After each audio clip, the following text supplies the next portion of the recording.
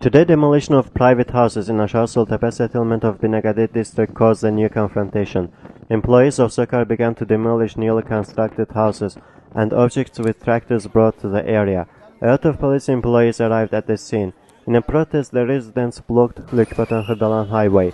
After police interference, the road was soon unblocked. About 6 to 7 houses were taken down during this demolition process. Binagadi Police Office Chief Ağalar Mehremov, Deputy Binagadi Executive Power Chief Isa Gözalov, and the municipality head of the settlement, Mehrem Askarov, led the demolition work. The police chief accused the people of building illegal houses and added that demolition carried out by the oil company is legal. The official of the executive power said that the houses were built without their permission, and head of the municipality claimed that they haven't allotted land for construction of any house since 2008. But what was said didn't satisfy the residents.